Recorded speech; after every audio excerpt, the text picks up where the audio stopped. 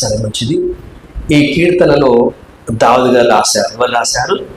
దావీదు గారు రాశారు. నేను చాలా చిన్నగా మాట్లాడతాను, కానీ చాలా ప్రాముఖ్యమైనటువంటి విషయాలు, ఎక్కువసేపు మాట్లాడి చాలా ప్రాముఖ్యమైన విషయాలు. ఈ కీర్తన దావీదు రాశారు. రాసి ఏమంటున్నాడంటే, ఆయనకున్నటువంటి సిచ్యువేషన్, ఆయనకున్న పరిస్థితులు ఉన్నాయంటే, చెడు కానీ మంచి కానీ పలకలేని స్థితి. ఏదంట? చెడు పలికినా నష్టం జరుగుతుంది, మంచి పలికిన ఏమవుతుంది? నష్టం జరుగుతుంది. అందుకనుకున్నాడు మౌనంగా ఉన్నది మంచిది. చిన్న సలహా, ప్రేమించి సలహా ఇచ్చినది ఏమవుతుంది? నష్టమవుతుంది. అంటే ఏం చేసినా అంత ఏమవుతుంది? నష్టమే కీడెరుగుతుంది. అందుకే ఏమనుకున్నాడు? నేను మౌనముగా ఉంటాను. ప్రజలతో మాట్లాడడం ఆపేసిండు, ఇప్పుడు దేవునితో మాట్లాడడం ఆరంభించాడు. దేవునికి స్తోత్రం, హల్లెలూయా. ప్రజలకు మంచి చెప్తామంటే అదేమో కొద్దిసారి నేను మంచి చేసిన సార్, నేను వారి మేలు కోసం ఇష్టం అంటారు, కానీ ఏంటది? రివర్స్ అవుతుంది. ఇది దావీదు యొక్క పరిస్థితి. మరి ఎవరు? మనలాంటి సామాన్యమైన విశ్వాసి కాదు. ఎవరైనా దేశానికి రాజు. ఇక రాజుకే ఇలాంటి సిచ్యువేషన్ వస్తే మనకు రాదా? ఖచ్చితంగా వచ్చును. హల్లెలూయా. అయితే ఇప్పుడు ఆ సిచ్యువేషన్ లో ఉన్నటువంటి ఆయన అనుభవం ఏంటి అంటే, సరే ఇప్పుడు ప్రజలకు నేను కీడు చేయను, మేలు చేయను, కీడు మాట్లాడను, మేలు మాట్లాడను, మౌనముగా ఉంటాను. హల్లెలూయా. మరి మౌనముగా ఉండి ఏం చేస్తాను అంటే, నేను దేవుని వాక్యమును ధ్యానించడం ఆరంభించాను. హల్లెలూయా. ఏం చేసిండు? మౌనముగా ఉండి దేవుని వాక్యమును ధ్యానించడం ఆరంభించినప్పుడు ఆ వాక్యం చేసినంట అతనిలో మంట పుట్టించింది. హల్లెలూయా. అర్థం నీకు? బయట పరిస్థితి కూడా బాగలా. భార్యతో మాట్లాడినా కైకొట్టు, అమ్మో. బిడ్డతో మాట్లాడితే వైకొట్టు, అబ్బో. ఇంకెవరితో మాట్లాడేది? ఎవరితో మాట్లాడదామన్నా గిట్లు లేస్తున్నారు, అంతే సుడిగాళ్ళకి లేస్తున్నారు. అర్థమైపోయింది. ఈ సిచ్యువేషన్లో ఎవరిని మనం ఏమి అనొద్దు, ఏమన్నా నష్టం మనకే. కాబట్టి ఏం చేద్దాం? సైలెంట్గా ఉందామని అనుకున్నాడు. ఆ లోపల ఒక చిన్న ప్రేరేపణ, ఉట్టిగా ఉంటే బదులు ఏం చేద్దాం? దేవుని వాక్యాన్ని ధ్యానిద్దామని ఒక ప్రేరేపణ, ఆలోచన రాగానే వాక్యాన్ని ధ్యానిస్తూ ఉన్నాడు. ఆ వాక్య స్థితి లోపల మంట పుట్టింది. హల్లెలూయా. మంట పుట్టగానే ఏమన్నాడు? నోరార ప్రారంభిస్తున్నాడు. ఇప్పుడే ఎట్లంట? నోరార పలికించింది. ఏమని?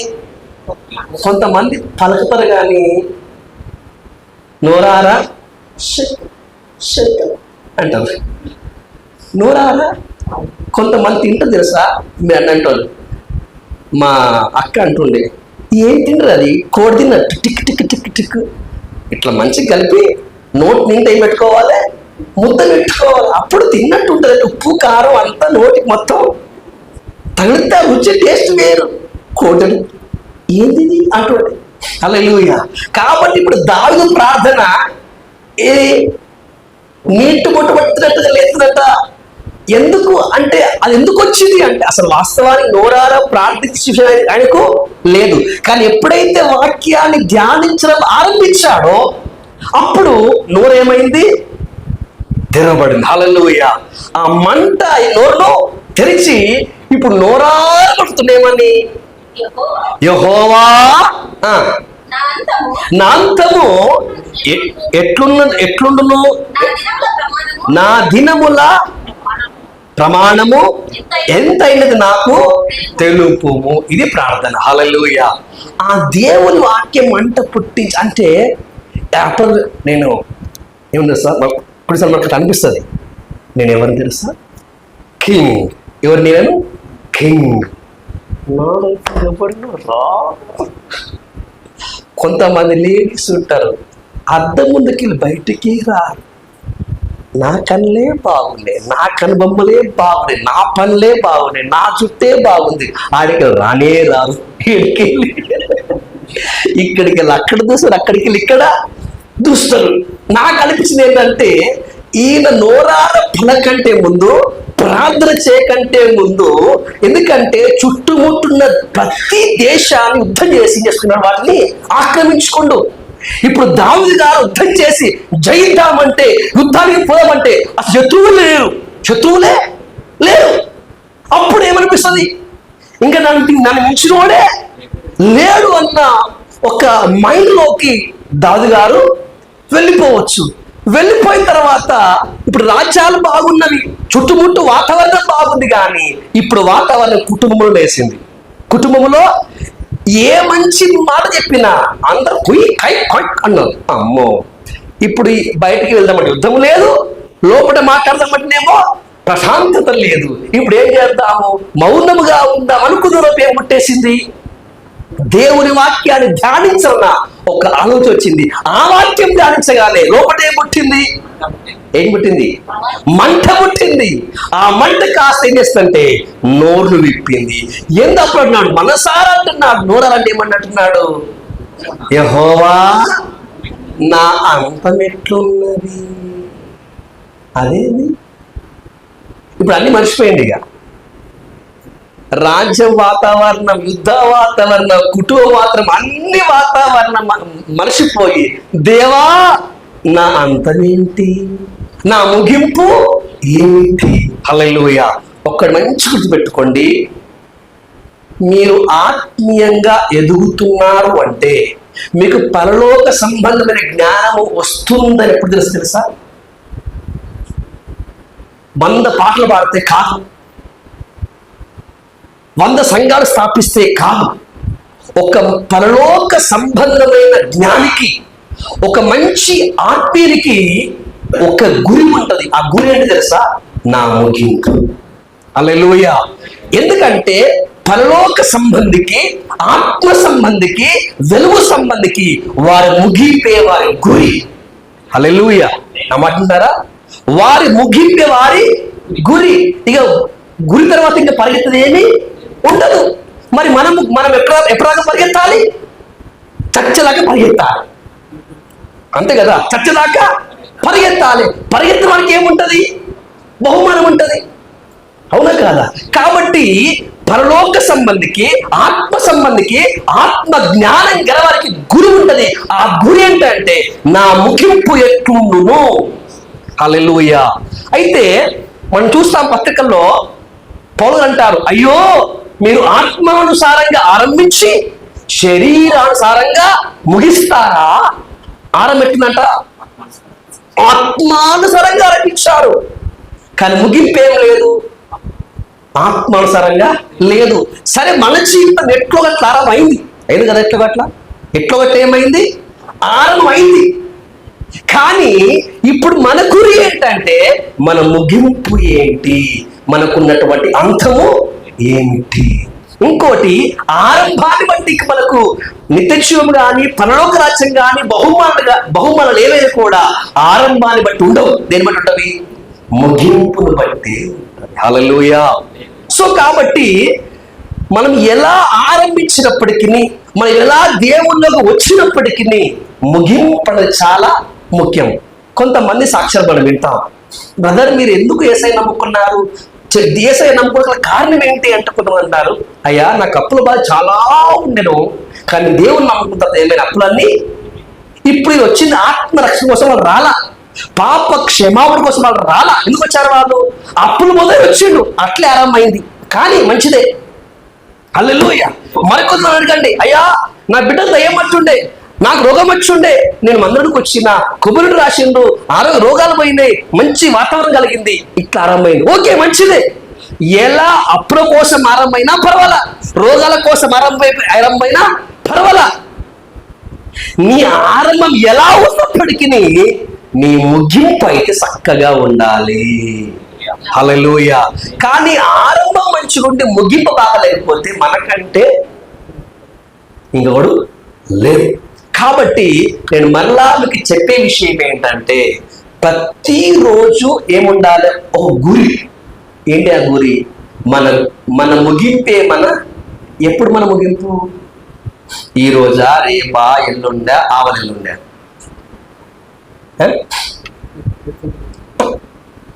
మన ముగింపు ఎప్పుడు మనకు కూడా తెలియదు.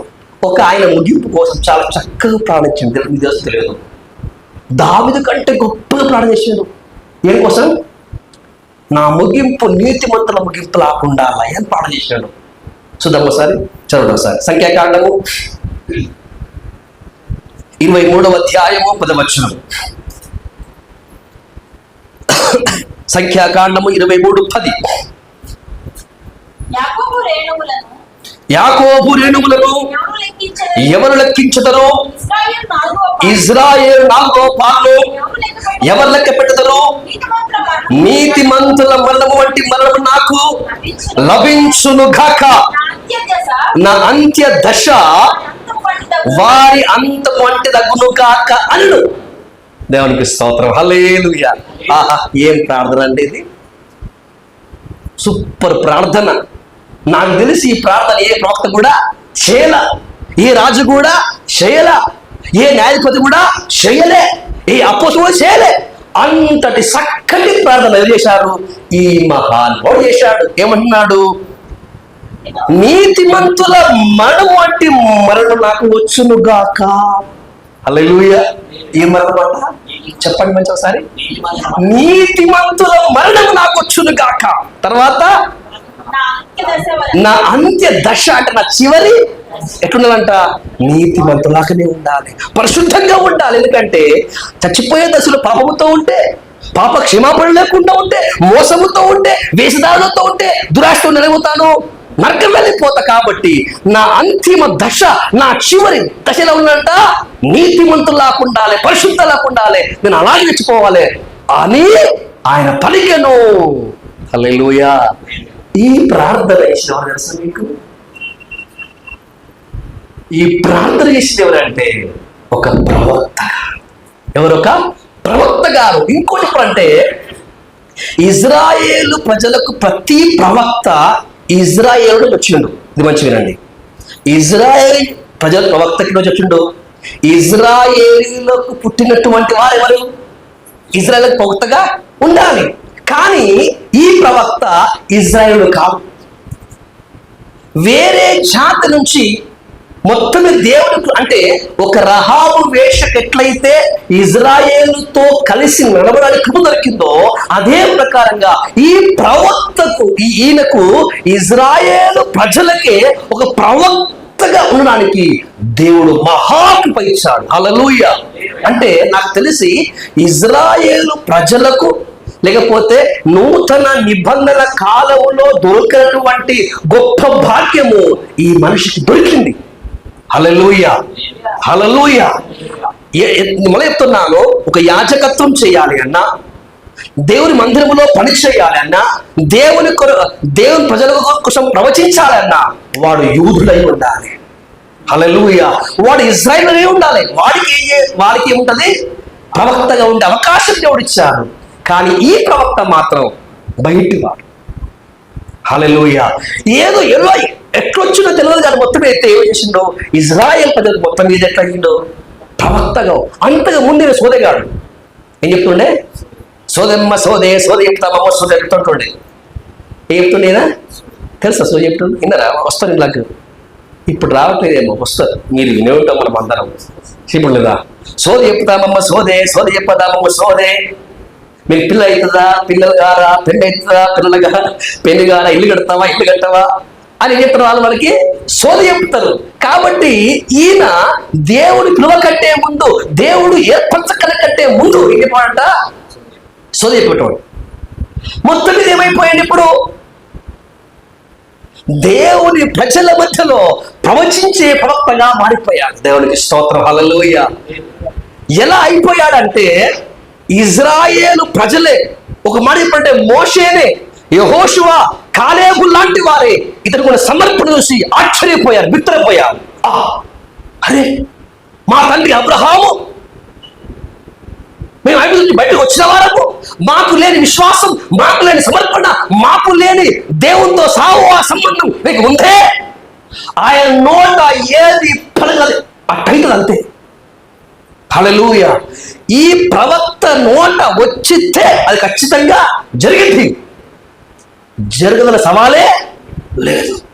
ఒక మాట చెప్పాలంటే ఇజ్రాయేలు ప్రజలు సహితం, అంటే మోషే, యెహోషువ, కాలేబు సహితం ఈయన చూస్తే భయం. ఎందుకంటే ఈ నోట ఒక మాట వచ్చిందంటే ముందు దేవుడు ఏర్పరచుకోవడం కంటే ముందు, దేవుడు అభిషేకించకంటే ముందు ఆ వాతావరణం తనకి లేదు. అలాంటి గొప్ప కృప ఇజ్రాయేలుకు లేనటువంటి ఆ అభిషేకము, ఆ ప్రత్యక్షత దేవుడు ఈ వ్యక్తికి ఇచ్చాడు. హల్లెలూయా, హల్లెలూయా. ఇప్పుడు ఏమని ప్రార్థిస్తున్నామైనా, ఏమని ప్రార్థిస్తున్నాడు? నీతిమంతుల మరణం వంటి మరణమును నాకు సంభవించును గాక. మీరు ప్రార్థన చేశారా? ఇలాంటి ప్రార్థనలు రావు. ఎప్పుడు ఇది కావాలి, అది కావాలి, మీరేమంటున్నాడు? నాకు నీతిమంతుల మరణం సంభవించాలి ప్రభువా. నేను ఎప్పుడు చచ్చిపోయినా ఆ దశకు, ఏ దశకు? ఆ ముగింపు దశకు, ఆ అంతిమ దశకు వచ్చినప్పుడు నేను నీతిమంతులుగా మార్చుకోవాలి, నేను నీతిమంతులుగా, పరిశుద్ధులుగా నేను మారిపోవాలని ఆయన నోరాల కలుపుతున్నాను. హల్లెలూయా. కానీ కోరుకోవడం చాలా ఈజీ, ఆశపడడం కూడా చాలా ఈజీ. కానీ మనం ఆశించింది మనకు దొరకాలని చాలా కష్టపడాలి. అవసరం లేదా? సోనామాయిసు తినాలి ఆశ ఉంది, జేబులో 10 రూపాయలే ఉన్నవి, ఆశ ఉండాయి కదా. ఇప్పుడు చక్కగా అడ్డం పోయి నిలబడాలి. ఏం చేయాలి? అడ్డం మీద పోయి నిలబడితే వాడు పనికి పిలిస్తే, ఆ సాయంత్రం పని చేస్తే వాడు 200-300 ఇస్తే అప్పుడు తెచ్చుకొని తినాలి. నాకు ఆశ ఉంది అంటే ఉంటే మంచిదే, మంచి మంచి ఆశలు, మంచి మంచి కోరికల వరకు ఉండాలి. కానీ ఆ ఆశ నెరవేర్చమని ఏం చేయాలి? ఖచ్చితంగా కష్టపడాలి. కొంతమంది అంటారు, శరిశంటావు దేవుడు ఏమన్నా ఆకాశం తెరిచి కిందికి పంపిస్తాడా అని అడుగుతారు.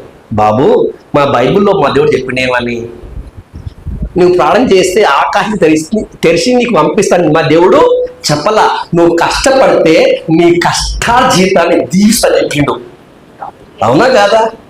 127, 128 కీర్తన అదే రాయబడింది. నీ కష్టాలు నీవు అనుభవించదవు. హల్లెలూయా. సో కాబట్టి నువ్వు కష్టపడకు, నేను సుఖపడతాను దేవుడు చెప్పలా. నువ్వు కష్టపడమని చెప్పాడు. ఇంకా చెప్పాలంటే 100 ఇంకా కట్టి చెప్పాడు. పని చెయ్యని వాడు భోజనమే చేద్దాడు. పని చేయకపోతే నువ్వు తిండి పని చేయమన్నాడు. సాక్షాత్ దేవుడు చెప్పిండేమని, పని చేయమని. నీవే వాడు చెప్పేది ఏమని? దేవుడు ఇస్తాడంటే దేవుడు ఇచ్చేది ఇచ్చాడు. మేము ఆదివారం చర్చికి వెళ్ళేది, మీటింగ్ వెళ్ళేది ఈ శరీరానికి కావాల్సిన ఆహారం కోసము కాదు. ఏది? లోపల శ్రేష్టమైన ఆత్మ ఉంది. ఆత్మతో దేవుణ్ణి ఆరాధించుకొని, స్థుతించుకొని, మైపంచుకొని, ఆయన ఆనందించుకొని, ఆయన వాక్యాన్ని విని, ఆయన ఆత్మతో నింపబడి, ఆయన జీవహారము తిని, జీవజలం తాగి, ఆయనలో ఏం చేయడానికి? ఆనందించని మహిమర్చుకొని పోతున్నాం. హల్లెలూయా. పొద్దున దీనికోసమే కదా, వారం చేసి దీనికోసము, దీనికోసమేనా? ఇప్పుడు పోయి దీనికోసం, లోపలటువంటి ఆత్మ ఆహారం కోసం. హల్లెలూయా. కానీ మనకు రావు ఈ మాటలు, ఇప్పుడు వస్తలేదు. దేవునికి స్తోత్రం. సరే, ఇప్పుడు ఈయన ఏమని ప్రార్థిస్తున్నాడు? నా మరణమును గురించి ప్రార్థిస్తున్నాడు. ఏమని? ప్రభువా, నీతిమంతుల మరణం నాకు కావాలి. నేను చివరి దశకు వెళ్తా ఉన్నప్పుడు, నా మరణ ముగింపుకి వెళ్తున్నప్పుడే సంపూర్ణంగా నీతిమంతుల్లాగా, పరిశుద్ధుల్లాగా మారిపోవాలని చాలా ఆశపడుతున్నాడు. బైబిల్కు మాట ఉంది, ఆశగల ప్రాణం దేవుడు, ఆశల ప్రాణం దేవుడు తృప్తిపరచు. ఇప్పుడు ఒక మాట చెప్తాను మీకు. యేసు ప్రభువు వారు పరలోకం వెళ్ళిపోయిన తర్వాత, ఆ పరలోకం వెళ్ళిన తర్వాత 2 దూతలు వచ్చి అన్నారు, మీరు ఎక్కడికి వెళ్ళకండి, పట్టణంలో నిలిచుకోండి, యోవేలు ద్వారా వాగ్దానము చేయబడిన పరిశుద్ధాత్మ కనిపెట్టి ప్రార్థన అన్నాడు అని మరుగైపోయారు. వీళ్ళు చేశారు 120 మంది ఆ మెడగలకు వెళ్ళి చేస్తున్నారు. అర్థం ఎందుకంటే మరి ఆశ ఉంది కదా వీళ్ళకి. ఏముంది? పరిశుద్ధాత్మ శక్తిని ముందర ఏముంది? అయిపోయాయి. మరి బైబిల్లో ఏముంది? ఆశలు ప్రాణం దేవుడు మరి చేస్తా. ఉపవాసం ఎందుకు? కన్నీళ్ళు ఎందుకు? ప్రార్థన ఎందుకు? బైబిల్ స్పష్టంగా ఉందండి. ఏమనుందండి? ఆశ గల ప్రాణం ఆయన తృప్తిపరచును. నాకు ఆశ ఉంది. ఏమని? అభిషేకం పొందుకోవాలి, ఆత్మతో నింపబడాలి ఆశ ఉంది. బాబు, ఆ ఆశ తీరాలి అంటే ఏం చేయాలి? కన్నీళ్ళ చేత, ఉపవాసము చేత, మోకాళ్ళుని చేతులు పైకి ఎత్తించాలి, ప్రార్థన చేయాలి. అలా ప్రార్థన చేసినప్పుడే నీ ఆశ ఏమవుతుంది? నెరవేర్చబడుతుంది. హల్లెలూయా. నీ కోరిక సిద్ధింపచేయాలంటే ఏం కావాలి? ప్రార్థన అవసరము, కన్నీళ్లు అవసరము, పశ్చాత్తాపము అవసరము, మన జీవితాన్ని సరి చేసుకోవడం కూడా అవసరమై ఉన్నది. హల్లెలూయా. అయితే చూద్దాం ఒకసారి ఈయన మరణం ఎలా ఉందో. యెహోషువ గ్రంథం 13వ అధ్యాయం 22వ వచనం.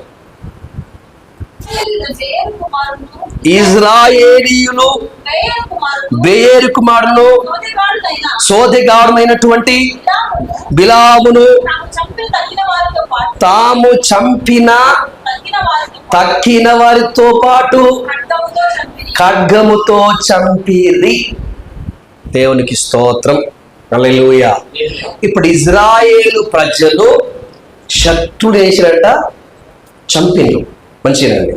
ఇక్కడ ఇజ్రాయేలు ప్రజలు శత్రువులను చంపేసారు. ఎవరు చంపేస్తున్నారు? ఇప్పుడు ఇజ్రాయేలీలు ఖడ్గముతో చంపేస్తున్నారు, శత్రువులు చంపేస్తున్నారు. అలాగుననే ఈయన కూడా చంపేశారు. ఎవరిని? సంఖ్యాకాండములు ప్రార్థించిన ఆ మహానుభావుడి మరణం ఇక్కడ రాయబడింది, యెహోషువ రాయబడింది. ఇప్పుడు చెప్పండి, ఇప్పుడు బిలాము గారు కోరుకున్న మరణం అతనికి దొరికిందా దొరకలేదా? సంకటంలో ఏముంది? ప్రవక్త రాయబడింది. ఇక్కడ ఏం రాయబడింది? సోదెగాడైనటువంటి బిలామును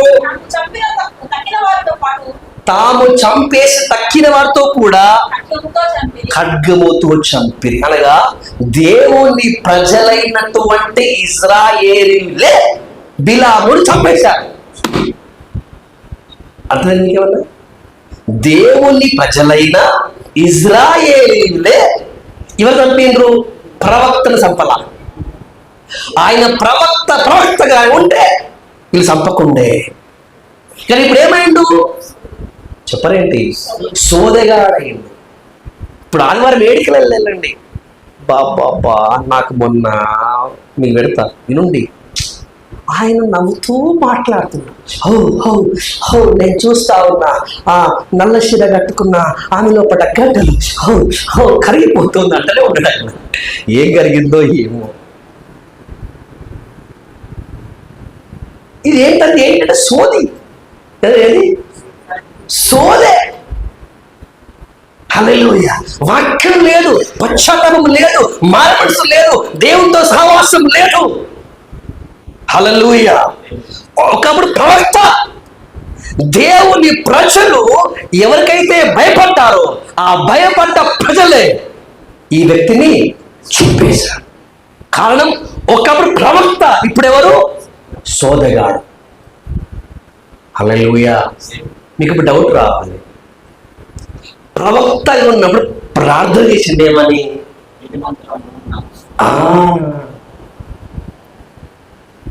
అంత మట్ల లావడి ప్రార్థన చేసిండు. కానీ ఇప్పుడు తాను కోరుకున్నది మాత్రం ఇప్పుడు ఏమైపోయింది? డిస్టర్బ్. హల్లెలూయా. ఏంటి అంటే దానికోసం మనం 2 పేతురు 2:16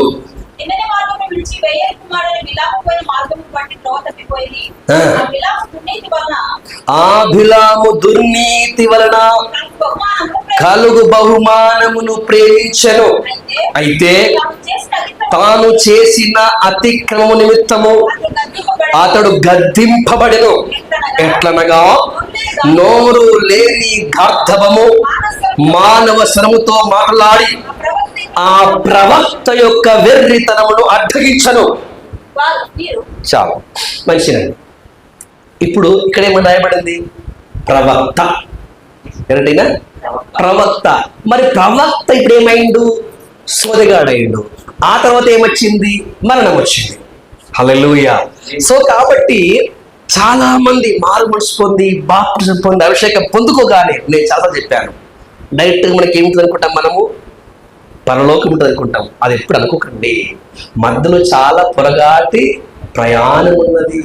కొన్నిసార్లు గుట్టలు ఎక్కాలి, కొన్నిసార్లు పర్వతాలు ఎక్కాలి, కొన్నిసార్లు లోయలకు దిగాలి, కొన్నిసార్లు పట్టపగలు, కొన్నిసార్లు చిమ్మ, ఏం అర్థం కాదు.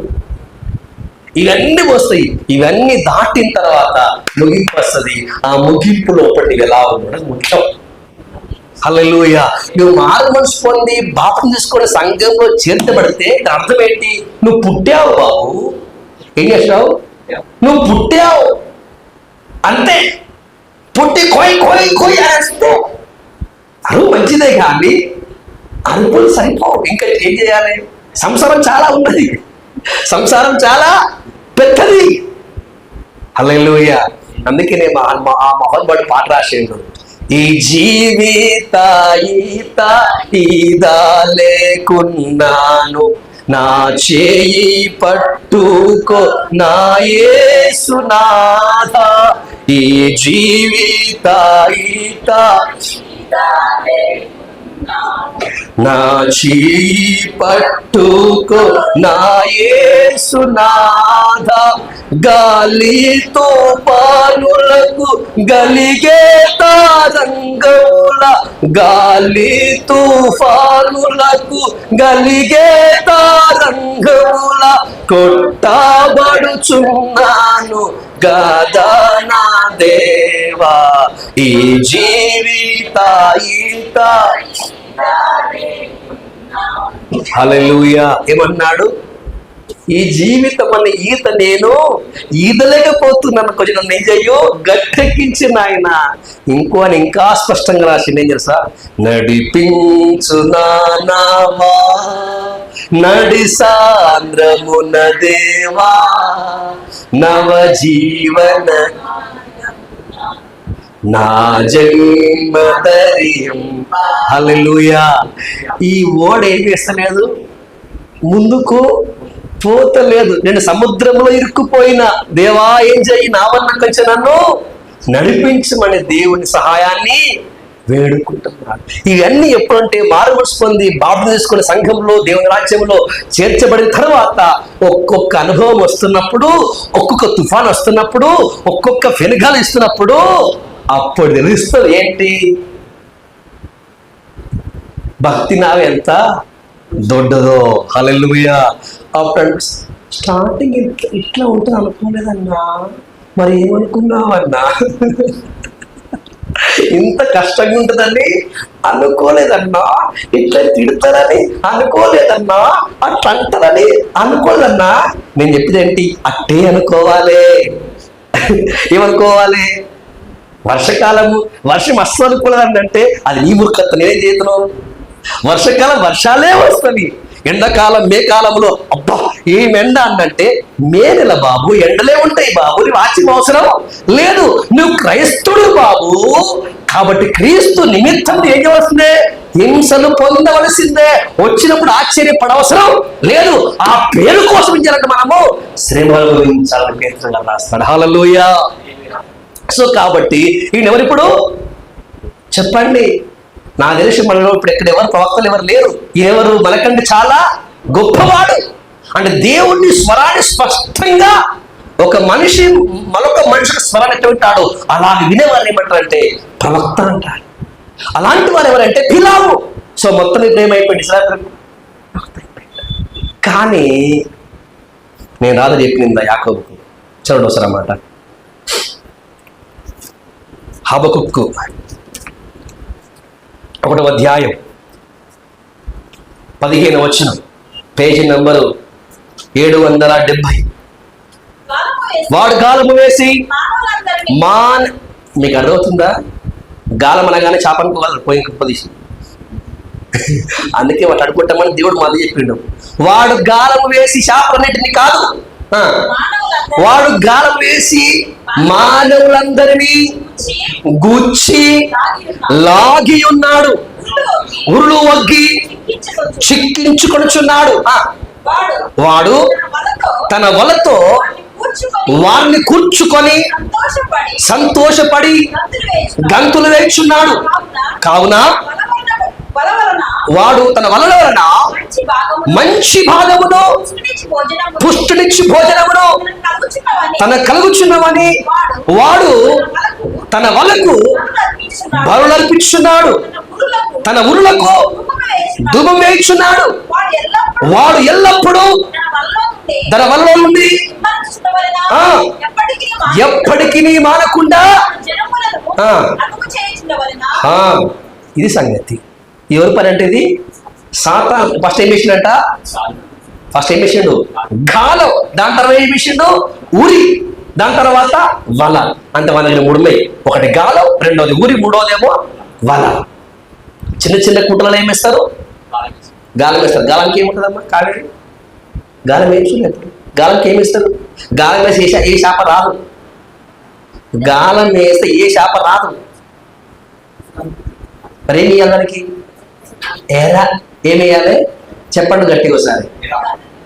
ఎర అంటే గాలం కనబడకుండా ఏముండాలి? ఎర. గాలం కనబడింది అనుకోండి ఏ శాప రాదు. మరి దేనికి వస్తుంది? ఎర్రకే వస్తుంది. ఎర అంటే ఎర్రగా ఉంటుందా? ఆశ గురించేది ఎర. హల్లెలూయా. పండుకుందని కూడా లేచి నిల్చోబెట్టేదే ఎర.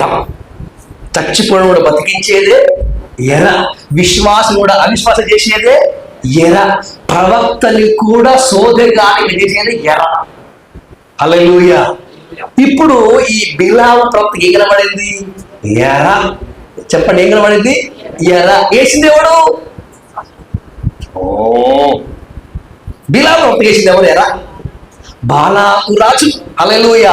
బాలాకు రాజు అనేటువంటి సాతానుగా వేసిండు. బిలాము ప్రవక్త వేసిండు ఎర. దుర్నీతి వలన కలుగు బహుమానం. హల్లెలూయా. ప్రభు అన్నాడు, నేను నీతిమంతులు కనుక మీరు నాలాక నీతిమంతులై నీతి జరిగేది మీకు ఏమిస్తాను? నీతి కిరీటం ఇస్తున్నాడు. నీతి కిరీటము. వీడేమంటున్నాడు? నువ్వు నీతి చేయక్కరా లేదు, కానీ ఏం చెయ్యు, నా మాట వింటివంటే నీకేమిస్తా. అప్పుడు ఈ దుర్నీతి వలన కలుగు బహుమానమైన ఎరకు ఏమైపోయాడు? టెంప్ట్ అయిపోయాడు. ఏమైపోయాడు? అంతేనా? ఏమైపోయాడు? టెంప్ట్ అయిపోయాడు. అంతే. కొంతమంది తెలుసా అండి, మీటింగ్కి వెళ్తున్నప్పుడు కూడా, మీటింగ్కి వెళ్తున్నా, వారక్కడ వెళ్తున్నా,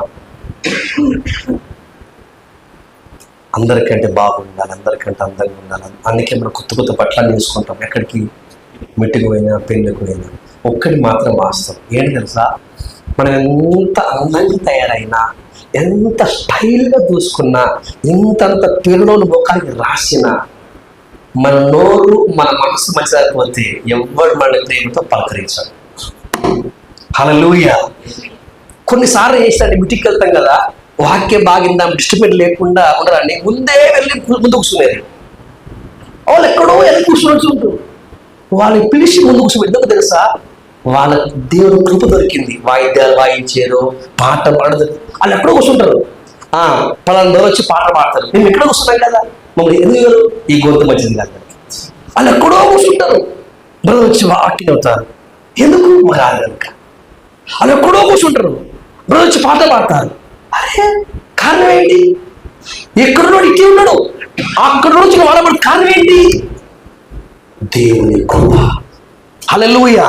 పెళ్ళైనా సావైనా కేవలం కానీ నీవెక్కడ కూర్చుని ఇక్కడికి రావాలి అంటే దేవుని కృప పొందుకో, ఖచ్చితంగా నిలబడుతుంది. కానీ ఎంత అందంగా తయారైనా, ముట్టుకుంటే మాసిపోయి చీర కట్టుకుంటే సరే, ముట్టుకుంటే మాసిపోతే అంత మేకప్ వేసుకున్నా సరే నిన్నెవరు లెక్క చేయరు. ఎందుకు? నీ నోరు మంచిది కదా, మనసు మంచిది కదా, ఇంకెవడ వచ్చడం. కాకపోతే మోమాటల కన్నా వందనాలు సిస్టార్ అని చెప్తారు. ఎందుకు? కనిపించావు కదా, పలకరించక అంతే దేవుడు. కానీ ఎక్కడో ఉన్న మనము ప్రతి కూడికలో సభలో మనం వాడబడాలి. ప్రబడుతామంటే ఖచ్చితంగా ఏముండాలి? ఏదో ఒక తలంత ఉండాలి.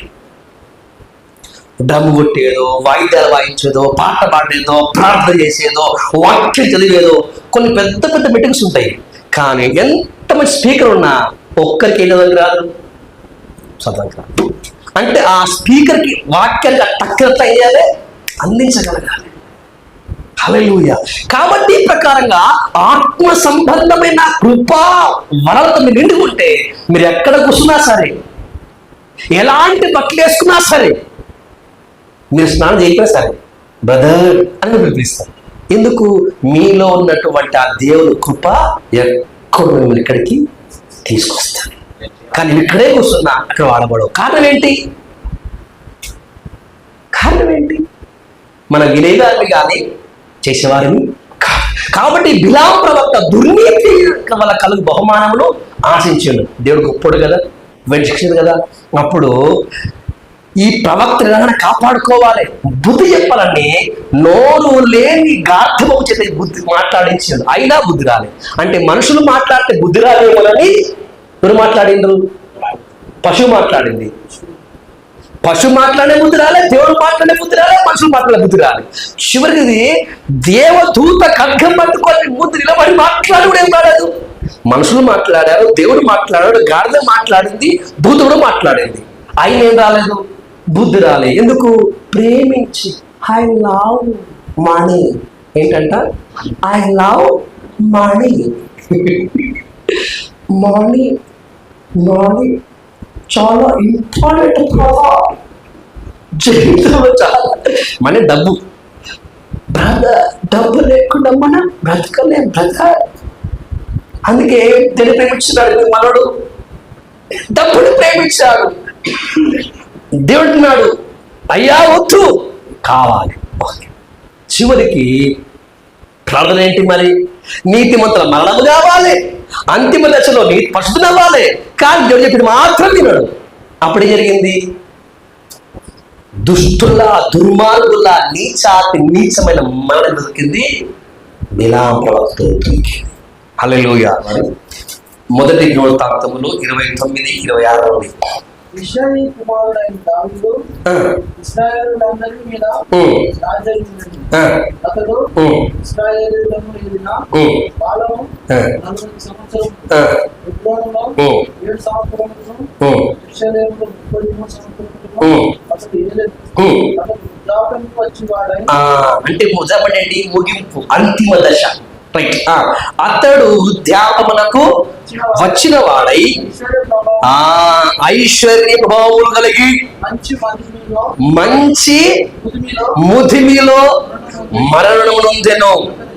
అతని తరువాత అతని కుమారుడైనటువంటి సొలొమోను అతనికి మారుగా రాజాయను. దేవునికి స్తోత్రం. హల్లెలూయా. ఈయన చాలా బలహీనుడు. ఎవరు? దావీదు గారు. కానీ ఇప్పుడు ఈయన దేవుడు చెప్పితే వినే టైపు, లోబడే టైపు, తన జీవిత విధానాన్ని మార్చుకునే టైప్ ఎవరు? దావీదు గారు. అంటే బిలాముకు వచ్చిన ప్రత్యక్ష దావీదు గారికి అంటే ఏమి లేవు. డైరెక్ట్ గా దేవుడు మాట్లాడారు, మనసులు మాట్లాడారు, దేవుడు కట్క పట్టుకొని దిగి వచ్చింది, పశువులు మాట్లాడింది. ఆయన ఏం రాదా? తన విధానాన్ని మార్చుకోవాలా, తనకున్నటువంటి ప్రేమను మార్చుకోవాలా. హల్లెలూయా. కాబట్టి చచ్చిపోయాడు. తన ముగింపు చెడ్డగా ఉంది. కానీ ఇక్కడ దావీదు గారి ముగింపు ఎట్లంట? ఐశ్వర్య ప్రభావములు కలిగి. హల్లెలూయా. ఏమంట? ఐశ్వర్యం ఉంది, ప్రభావం ఉంది. మంచి ముదిమిలో, మంచి వృద్ధాపములో సుఖంగా, నీతిమంతుడుగా, పరిశుద్ధుడుగా మరణించి. హల్లెలూయా. ఆ తర్వాత మారుగా సొలొమోను రాజాయ. నా అంతము ఎట్లుండునో ప్రభువా నాకు తెలుపు నోరార ప్రార్థన చేసిండు. కొన్నిసార్లు పడిపోయినప్పటికీ కన్నీళ్ళ చేత తను ప్రార్థించిన పశ్చాత్తాపడ్డప్పుడు దేవుడు ఈ దావీదు రాజు కోరుకున్నటువంటి మరణమును దేవుడు తనకి అనుగ్రహించాడు. హల్లెలూయా. అర్థమైందా? ఏమర్థమైంది? బిలాం ఎంత మంచి పాట చేసిండు?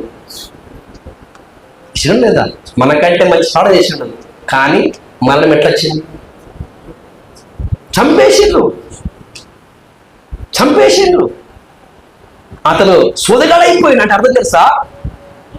కొంతమంది ఉంటారన్నమాట, పాస్టర్ పేరు వద్దు కానీ ఒకప్పుడు బహుగా బలంగా వాడబడతారు కదా, అభిషేకం వెళ్ళిపోతుంది. విచారణ బట్టు, దొంగతనాన్ని బట్టు, దేని బట్టి అభిషేకం వెళ్ళిపోతుంది. అభిషేకం వెళ్ళిపోయిన తర్వాత కూడా ప్రజలు ఏమనుకుంటారు? దీన్ని ఏముందనుకుంటారు. కాబట్టి ఇప్పుడు వచ్చేవాడికి ఏదో ఒకటి చెప్పాలి. కావాలి అప్పు చెప్పేది ఏంటి? సోదె. అప్పుడు సోదగాడైపోయి దేవుణ్ణి ప్రజల చేత ఏమైనా చంపబడ్డాడు. కానీ దావీదు గారేమో ఐశ్వర్య మహిమ ప్రభావాల చేత మంచి వృద్ధాపంలో ఉండి మరణించాడు. మళ్ళా ఆయన కుమార్తెకి మారగా రాజాయను. హల్లెలూయా. కాబట్టి దేవుని సంగమా, ఇప్పుడు ఎలా ఉన్నామని ముఖ్యం కాదు కానీ, నీవు ఎలా ఆరంభించడం ముఖ్యం కాదు కానీ, మన కుటుంబ సభ్యుల యొక్క ముగింపు చాలా ప్రాముఖ్యం. హల్లెలూయా. ఇప్పుడు నాకు అనిపించవచ్చు, నాకు 40 సంవత్సరాలు కదా, ఇంకా 40 సంవత్సరాలు ముగింపు వస్తే అప్పుడు మారుమనసు పొందుకోవచ్చు, పరిశుద్ధంగా కూడా చనిపోవచ్చు. అంతేనా? అంతేనా తగ్గుతమ్మ గారు? మరి ఎట్లా అనుకోవాలి? నేను ముందు చెప్పాను, నా ముగింపు నాకు తెలియదు, మీ ముగింపు మీకు తెలియదు. కానీ ప్రతిరోజు ఏమనుకోవాలి? ఈ రోజే ముగిస్తే అనుకోవాలి. ఏమనుకోవాలి? ఈ రోజే నా యొక్క ముగింపేమో అనుకున్నప్పుడు మాత్రం హల్లెలూయా. ఒకే ఒక్క 2 వాక్యాలు చదివిస్తాను మీకు. ఈ వాక్యాలు హృదయంలో భద్రపరుచుకుంటే మీ ముగింపు దేవుని కంటే గొప్పగా ఉంటుంది. హల్లెలూయా. చదువు సామెతలు ఉందాము త్వరగా. సామెతలు 4:23.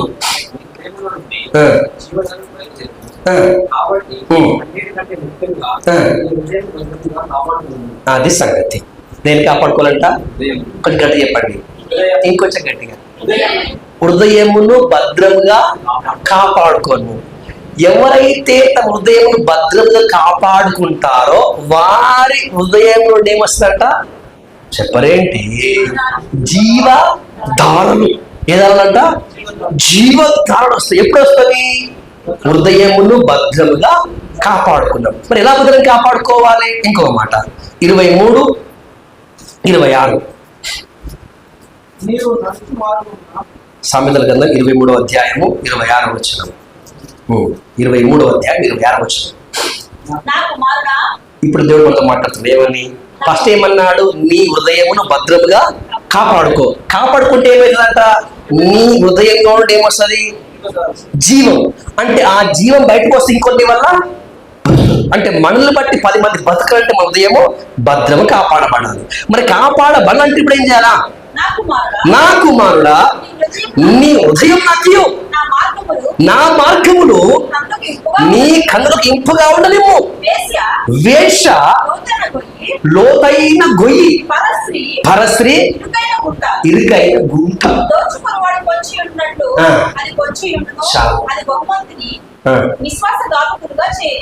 అది ఈమెవరంట?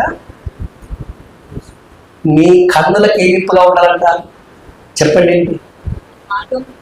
మన కళ్ళకి ఏమి పట్టుకొట్టాలి? దేవుని మార్గం మనకి ఎడగొట్టాలి. హృదయానికి ఇవ్వాలి, దేవునికి ఇవ్వాలి.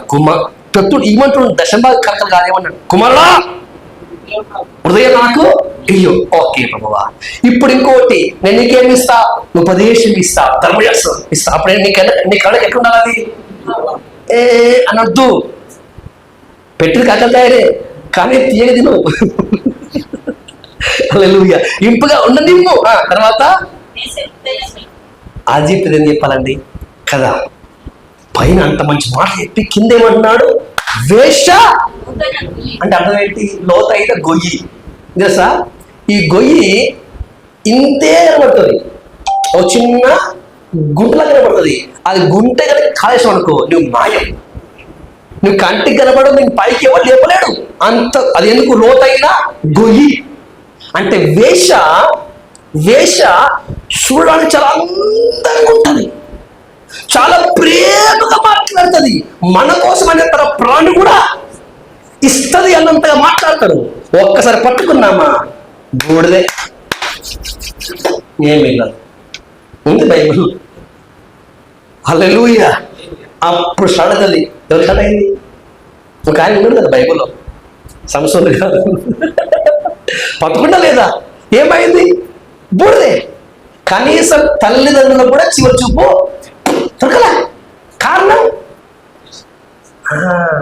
కాబట్టి వేషనేమో కళ్ళకు ఇంపుగా కొడుతుంది, దేవుని ధర్మశాస్త్రం కఠినంగా చేయకూడుతుంది. అందుకని అన్నాడు, కుమారుడా నీ హృదయం నాకు ఇయ్యు, నా ధర్మశాస్త్రం కళ్ళకి ఎట్లా ఇంపుగా.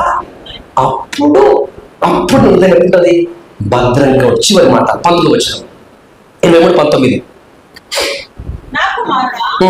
నీవు విని జ్ఞానము తెచ్చుకొనుము, నీ హృదయమును యథార్థమైన త్రోవల యందు చక్కగా నడిపించుకొనుము. అది సంగతి. ఈ హృదయంలో క్రీస్తును ప్రభువుగా ప్రతిష్ఠించుకొని ఉంటుంది. మీ హృదయం ప్రభువుని ఏం చేసుకోండి, ప్రభువుగా అంటే హృదయంలో ప్రభువును రాజుగా ప్రతిష్ఠించుకోవాలి. హృదయాన్ని దేవునికి ఇవ్వాలి. దేవుని ధర్మశాస్త్రాన్ని ఇంపుగా మనము చూడాలి. ఇలా మన హృదయాన్ని మనం కాపాడుకున్నప్పుడు మన హృదయం నుంచి ఏమొస్తాయంట, జీవధారలు వస్తుంది. అప్పుడు మన ముగింపు నీతిమంతుల ముగింపు వలె ఉంటుంది. అప్పుడు మనము మరణించిన మరో క్షణము ఆ నీతిమంతుల స్థానంలోకి మనం వెళ్తాం. హల్లెలూయా. సో కాబట్టి హృదయాన్ని మనం కాపాడుకోకుండా ఏదో పైకి ప్రార్థన చేస్తే, పైకి మనం ఆరాధన చేస్తే మనకు బిలాము వంటి మరణమే దొరుకుతుంది. సో కాబట్టి నేను చెప్పే మాట ఏంటంటే, దావీదు చెప్తున్నాడు, నా అంతము ఎట్లున్నది నాకు తెలుపుము అని నోరారా పలికిండు. కాబట్టి దేవుడు చిత్త ప్రతి మాట దావీదు లోబడ్డాడు. కొంచెం తొట్టిల్లిపోయినా మరలా సరి చేసుకున్నాడు. తన జీవితాన్ని ప్రభువుకు అప్పగించుకున్నాడు. మంచి ఐశ్వర్య బాగులవాడై నీతిమంతుడుగా తీర్చిబడి మరణించి ఆయన ప్రదేశం వెళ్ళిపోయాడు. హల్లెలూయా. కాబట్టి మనం కూడా చెడ్డవారమే. మంచిది ఏది మనలో పట్ల లేదు, ఏ మంచి మనలో పట్ల లేదు. అయినప్పటికీ ఆ యేసు ప్రభువు వారు మనల్ని ప్రేమించారు. మనం కోసం రక్తం గార్చి ప్రాణం మనల్ని నీతిమంతులుగా చేయడానికి, మనల్ని పరిశుద్ధులుగా చేయడానికి. హల్లెలూయా. ఒక మాట చెప్పమంటారా, మీకు అర్థం కాదనుకుంటున్నాను. హృదయము దేవుడికి ఇవ్వడం అంటే అర్థం ఏంటి? ఇప్పుడు ఇంత చెప్పి ఇది ఒక్కది చెప్తాను అనుకోండి, నేను నా ప్రసంగం మొత్తం వృధా అయిపోతుంది. ఇప్పుడు ఇది పాఠం వస్తుంది, మీకు ఇస్తే ఇప్పుడు ఏమిచ్చినట్లు, మీకు ఇచ్చినట్లు. ఇప్పుడు దేవుడు ఏం అడిగిండు? ఏమో కంటికి కనిపించి అడిగితే పక్కన ఇవ్వచ్చు, కానీ అడగడు ఆయన. కంటికి మనం ఇవ్వలేము. ఆయన అడిగేది ఎట్టుంటాయి అంటే, మనం ఇవ్వలేని అడుగుతాడు, కంటికి కనబడి అడుగుతాడు ఆయన కదా. ఇప్పుడు ఏమి ఇవ్వనాడు ఆయన? ఎట్లా ఇవ్వాలి మరి? ఇవ్వడం అర్థం ఏంటి? హల్లెలూయా. ఇప్పుడు చెప్తా, ఎందుకంటే చాలాసార్లు నేను కూడా విన్నా, అబ్బాయి దేవుడికి ఇవ్వాలి పాటలు పాడు, కానీ దీని అర్థం చాలా మంది ఎవరు చెప్పాలి. మంచిదండి. ఇప్పుడు కూడా ఇంతమంది ఉన్నాం. ఇప్పుడు ఇంతమందిని ఇప్పుడు ఇక్కడ నేను ఇక్కడ ఉన్నా, మీరు ఎక్కడ కూర్చున్నారు కదా. ఇప్పుడు ఎవరు లేవమని మీరు చేశారు? లేదు సార్. కూర్చోమంటే, పొమ్మంటే, రమ్మంటే వస్తారు. అంటే ఇప్పుడు ఈ మందిరంలో ఉన్న ప్రతి ఒక్కరూ ఇప్పుడు నేను చెప్పి తింటారు. ఎందుకు? ఇప్పుడు నీ స్థాయి ఇక్కడ నిలబడరు కనుక. ఇప్పుడు నేను కూర్చున్నప్పుడు మీరు నిలబడరు అనుకోండి, ఇప్పుడు మీరు చెప్పిన మాట మేమందరం అంటే ఇక్కడ కూర్చున్న వారికి ఇప్పుడు ఏముంది? ఇక్కడ నిలబడ్డ వారికి కూర్చున్న వారందరూ ఏముంది? అధికారం ఉంది. చెప్పింది వినవలసిందే. బైబిల్ మూసేయమంటే, పాఠము వినమంటే, బైబిల్ పైకెత్తమంటే, చేతులు పైకెత్తమంటే. ఎందుకండి? ఇక్కడ ఉన్న అధికారం అలాంటిది. హల్లెలూయా. అదే ప్రకారంగా హృదయాన్ని ఇవ్వడం అంటే అర్థం ఏంటంటే, హృదయం యొక్కయో, తలంపుల యొక్కయో, ఆలోచనల యొక్కయో ఆ ప్రపంచానికి కింగ్ యేసయ్య. హల్లెలూయా. అది ఎవరికి ఇవ్వడం. హృదయంలో ఆలోచన వస్తుంది, ఏదేదో కోరికలు వస్తుంది, ఏమేమో వస్తుంది. ఆ కంటికి కనబడని ఆ ఆలోచించే అభిప్రాయాలకు ఎవరిని లాగిపెట్టాలి? దేవుని రాజు కదా.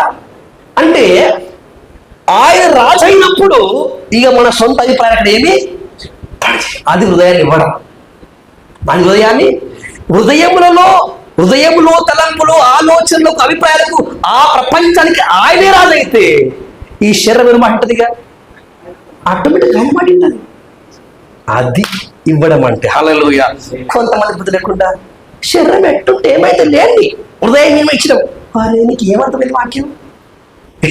నీకు ఏ వాక్యం అర్థమైంది? నిజంగా హృదయాన్ని దేవుడికి ఇస్తే ఆటోమేటిక్ శరీరం ఏమైపోతుంది? ఆయన నాయకత్వంలోకే వెళ్ళిపోతుంది. దేవునికి స్తోత్రం. కాబట్టి ఒకే ఒక్క పరలోచన, ప్రభువా నా ఆలోచన ప్రపంచానికి, నా అభిప్రాయం అనే ప్రపంచానికి ఈ రోజు నువ్వు రాజుగారి ఎన్నుకుంటున్నాను. హల్లెలూయా. హల్లెలూయా. సమస్త నాయకత్వము తొలగిపోయాక నా శరీర ప్రణాత్మల, నా ప్రపంచానికి నువ్వేం కావాలి? రాజుగా ఉండు, నన్ను భద్రపరచుమని అప్పగిద్దామా? ఇలా అప్పగిస్తేనే మన అంతం బాగుంటది. హల్లెలూయా. అంతం బాగుంటుంది. మనకేముంటది? పరలోకం ఉంటుంది. రండి కళ్ళు మూసుకుని తల వచ్చి ప్రార్థన చేసుకున్నాం.